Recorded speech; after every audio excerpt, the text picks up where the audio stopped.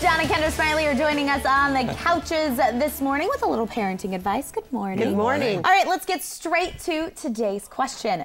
My first grader is bored in class, and I'm afraid she's going to start getting in trouble. What would you suggest?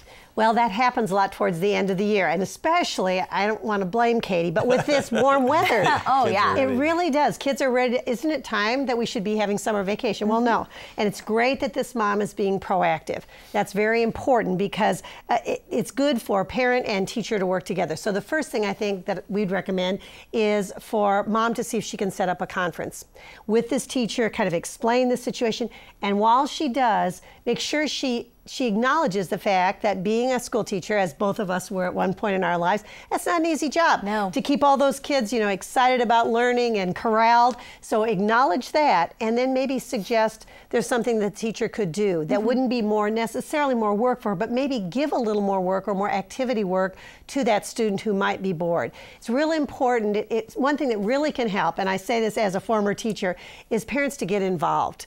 We're always looking, is there anyone who wants to go along on this outing that we're having? Be willing to do that and partner together with the teacher to make learning better for the child. Right. Getting involved in the school system and with the teacher is one thing, but the other thing is that mom needs to talk to the child, and the parent needs to keep, okay, what's my goal here? The goal of parents is for the child to learn the material, to stay out of trouble, to have some fun. I mean, we want our kids to learn that. So as a parent, you sit down with this child and you talk to them and you say, you know what, you may be getting a little bit bored, but you still have a responsibility that even though it's boring, even though you're done with your material, then you just need to, sit quietly, see if there's a project. This is a first grader, so maybe there's something that you can do. Call her something or whatever, but it's still the responsibility of that child not to get into trouble. And it's one of those things that you're teaching that child's discipline in the fact that, yes, you want to fidget or you want to do something else, but you're in a classroom situation,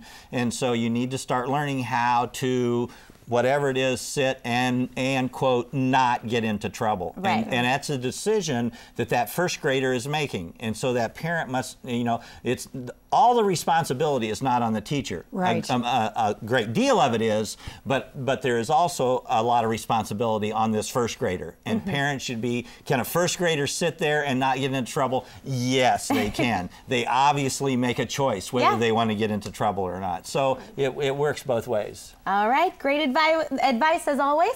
And if you have a question for the Smileys to tackle, send it over to their website, parentinglikeapro.com.